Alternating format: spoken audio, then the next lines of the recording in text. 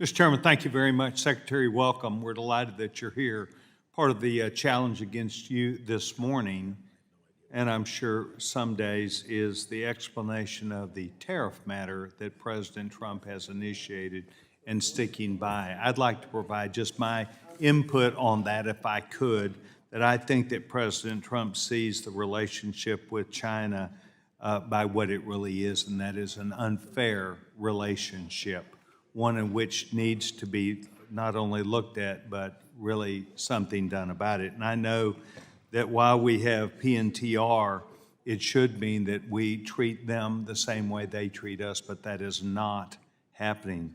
President Trump, as part of these changes, has changed the de minimis rule, and that de minimis rule was the amount of money that a package, when it comes into our country under this circumstance, whether it was looked at or not, whether a tariff was paid upon it. And I believe that there were Chinese companies taking advantage of that. Some 4 million packages a day were coming to the United States. And I say were coming because I do not believe that that rate is still occurring. As a result of that, what happened is it contributed to the fentanyl issue that we had because we did not look at these packages with the same viewpoint that others did. My point in bringing this up is that I believe that with the new numbers of 177,000 net new American jobs being created in the private sector, that there's an understanding by people who want to invest in America that this president is finally taking on the Chinese, who undermined not just intellectual property, but undermined with their government, the Chinese government, undercutting the price and manufacture of many products that were American-made.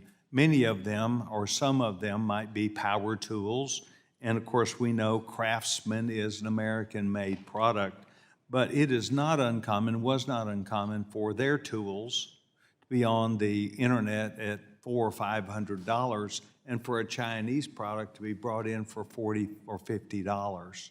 That undermined not just our intellectual property, but actually undermine the manufacturing that takes place in this country. And I'm delighted that you and the president are engaged in balancing that out, and I think that's what this 177,000 new American jobs net provided for us, because it's people who want to invest in the United States, knowing that finally we have a president that will protect that onslaught of Chinese goods, undercutting American, not just jobs and intellectual property, but the events that take place therein. And I think this president has done a great job, and I want to offer my support for that, because I think that part of what the president has done is set a new challenge and mark for Americans now to pick up that part that was before challenged by China. Mr. Secretary, Russia still earns over $700 million a day in fossil fuel revenue that helps its war against Ukraine. And I think that most of us here would like to see Russia held accountable. Can you talk to me about sanctions that are or are being considered against Russia energy firms as it relates to selling their products to China? Yes, sir. And I will tell you that the Biden administration exercised, with regards to Russia and Ukraine support, a big dichotomy. On one hand, they were giving aid to government of Ukraine. On the other hand, their sanctions against the Russian Federation were very, very weak. The sanctions were just against some of the lower-level oil companies. There was a price cap that has never worked. On his way out the door, in a fit of bravery, the National Security Advisor, Jake Sullivan, raised the sanctions because the Biden administration had been worried about upsetting the oil price, pushing up oil prices during an election year.